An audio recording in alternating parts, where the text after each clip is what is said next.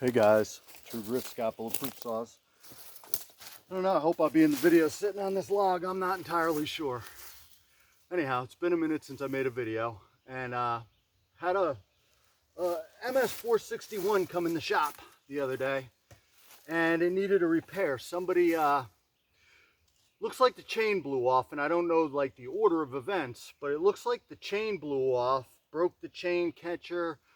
But the reason I think that happened was it looks like the wrong chain adjuster was in there. Not sure what that chain adjuster was to, but the height was too big.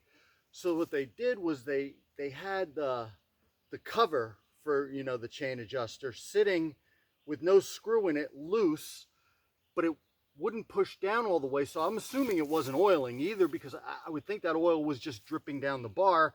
So there was a mess in there, and it looks like somebody took the chain adjuster that they used and hit it with a grinder to try to make it fit, but it wasn't exactly the width of it. It was more the height of that chain adjuster, and I'm not sure what that chain adjuster's to. I didn't even look up the part number to see, but it wasn't for this saw.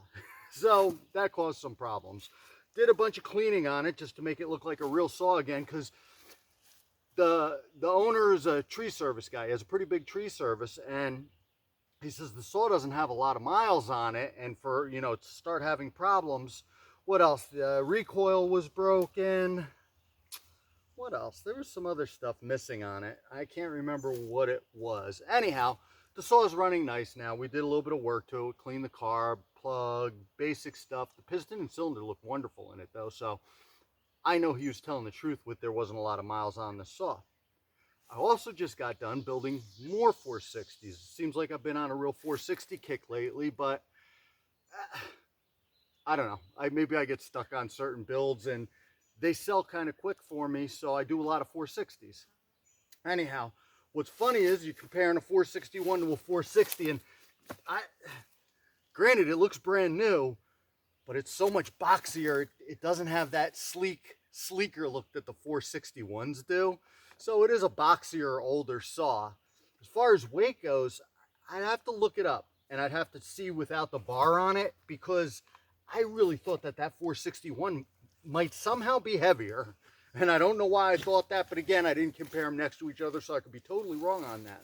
Anyhow, what I was going to do is I was going to run this 461, make a couple cuts, and then run the 460 because it's brand new. It needs to get run in. So I was going to run the two saws just to see the difference.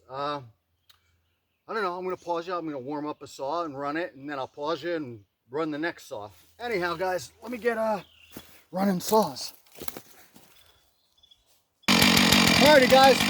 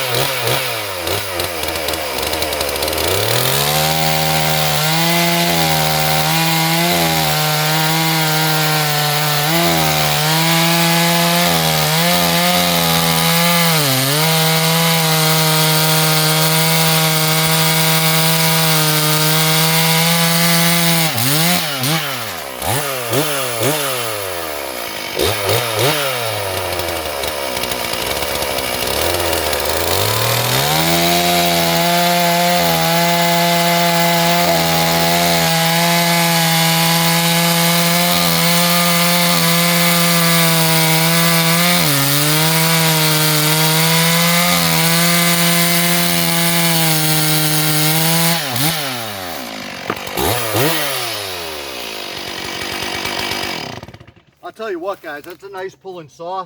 I can feel it pulling me into the wood. This is 2-year-old maple that's been sitting.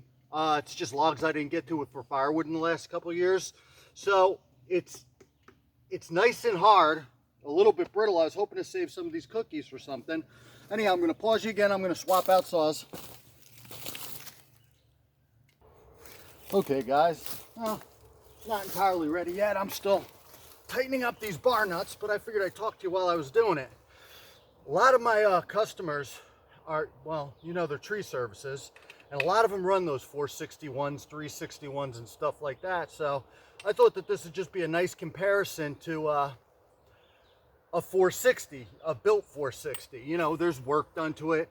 Granted, it's a brand new saw, it's not broken in yet, but it'll give you an idea of what to expect out of one of my saws. Don't expect that out of all Farmer Tech saws, because that's not what they are. We go through every single bolt on these and swap out a whole bunch of stuff. Be honest with you, when you pick this saw up, it feels a lot better than that 461, even though in general the OEM handles are so much better than the Farmer Tech stuff, but I don't use that. I use another aftermarket heavy duty handle, which I like really well. Anyhow, guys, I'm going to warm this up, and then, you know, I got to talking, I didn't pay attention to what I was doing. Hold on. I'm going to pause the video. I'll warm this up, same bar and chain, and we'll see what we got.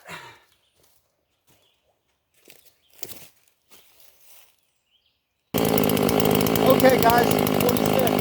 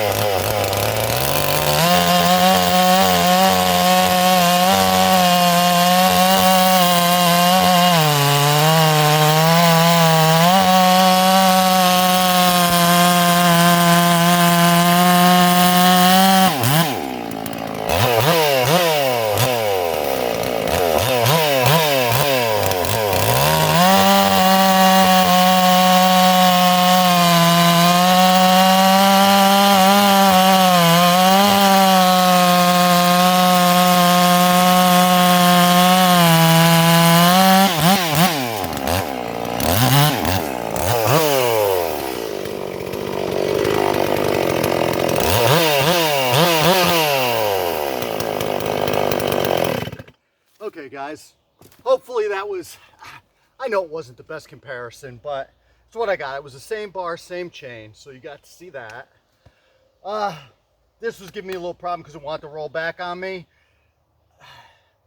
The saw's not broken in, but it still pulls harder, and I know that in my saws, it takes a little bit. I'm telling you, it takes 8 to 10 tanks for those rings to seat, and when they do, I get 20% more out of a saw. Plus, you could probably see the little bit of smoke coming out the exhaust that I have a little bit tuned, a little bit fat. Doesn't sound overly fat, but it is what it is. You're just a pain in the butt. Anyhow, guys, you see I have chaps on today because I was wearing shorts because it's hot out. I don't know if you can see me sweating, and I didn't want to make a video with shorts on running saws, so I threw the chaps on. It's probably good practice for me to do because I'm thinking about a bunch of different things as I'm making these videos, and yeah, I don't need to get hurt. I don't heal up like I did when I was a kid. All right, you got to go. That's a little too much. Anyhow, guys, 460 Stihl OEM 461 compared to a Bulletproof built 46. So I'll look at the times on the video. I don't know. Maybe they were the same speed. Regardless, they're pretty nice saws. Anyhow, guys, True Grit Scott, Bulletproof Saws. Thanks for watching. Oh, it was hard maple if I didn't say. Oh, yeah, I did. Sitting around for. Stay safe.